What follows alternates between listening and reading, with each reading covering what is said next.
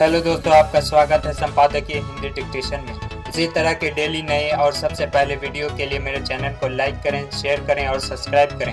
Bell icon पर click करें ताकि हमारे वीडियो के नोटिफिकेशन आपको सबसे पहले मिल जाए। डिक्टेशन स्टार्ट करते हैं। 5, 4, 3, 2, 1 स्टार्ट। इसमें कोई शक नहीं कि इजराइल और फिलिस्तीन के बीच विवाद करीब 7 दशक पुराना है, लेकिन पिछले कुछ दिनों से उस समूचे इलाके में जिस तरह का संघर्ष चल रहा है उसने विश्व समुदाय की चिंता बढ़ा दी है।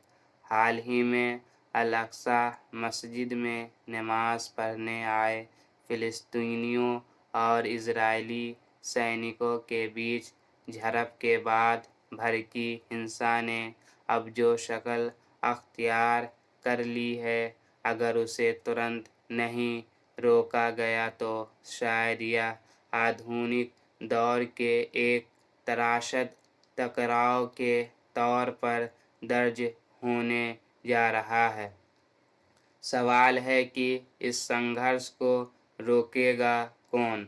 कहने को संयुक्त राष्ट्र के जिम्मे दुनिया भर में किसी भी वजह से होने वाले ऐसे युद्धों को रोकने का दायित्व है, लेकिन यह किसी से छिपा नहीं है कि यह तो वह महज औपचारिक प्रतिक्रिया जाहिर कर अपनी जिम्मेदारी पूरी कर लेने वाली संस्था के तौर पर सिमट कर रह गया है, या फिर उस पर अमेरिका जैसे ताकतवर देशों का प्रभाव काम करता है।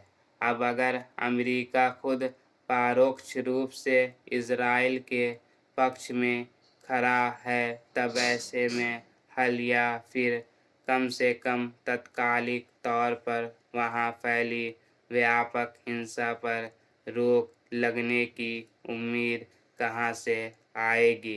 गौरतलब है कि अल-अक्सा मस्जिद पर भड़की हिंसा के बाद इजरायली सैनिकों के हमले में अब तकरीबन 250 फिलिस्तीनियों की जान जा चुकी है, जिसमें 5 दर्जन से ज़्यादा बच्चे थे। दूसरी ओर हमास के हमले में इजराइल में 12 लोगों की मौत हुई। संघर्ष या टकराव की बुनियाद में जो कारण है उस पर बात करना अब शायद इजराइल को अपने पक्ष में या फिर सुविधाजनक नहीं लगता है। दूसरी ओर हमास को समस्या के हल का अकेला रास्ता हिंसक टकराव लगता है। सच यह है कि फिलिस्तीन के एक हिस्से में देश के रूप में अस्तित्व में आने के बाद से अब तक इजराइल ने खुद को सैन्य मोर्चे पर इतना ताकतवर बना लिया है कि युद्ध में उसका सामना करना अकेले हमास के बूते संभव नहीं है।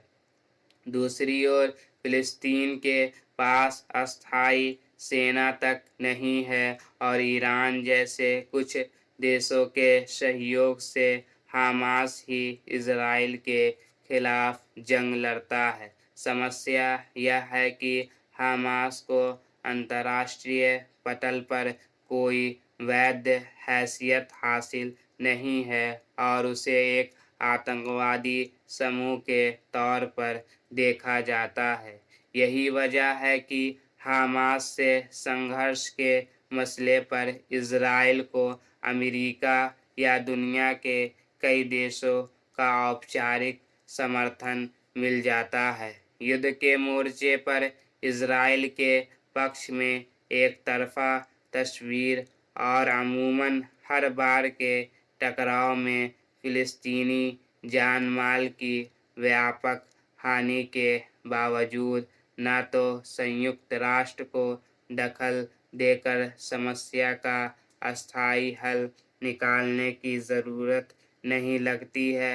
न दुनिया के दूसरे ताकतवर और विकसित देश फिलिस्तीन के पक्ष में कोई ठोस हस्तक्षेप कर पाते हैं। यही वजह है कि हर युद्ध और छोटे मोटे टकराव के मौके पर इजराइल को अपना विस्तार करने का मौका मिल जाता है। वहीं फिलिस्तीन का भौगोलिक क्षेत्र भी सिकुड़ता जा रहा है। अमूमन हर मौके पर मानवाधिकारों की दलील पर दूसरे देशों में दखल देने वाले ताकतवर देश भी इजराइल फिलिस्तीन टकराव में बच्चों समेत भारी तादाद में लोगों के मारे जाने पर अनदेखी करने का रवैया अख्तियार कर लेते हैं।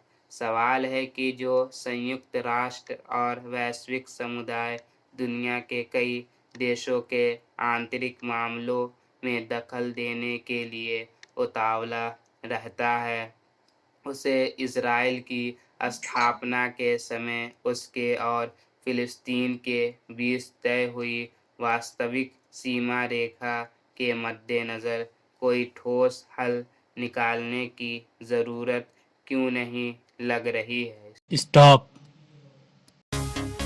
Thanks for watching.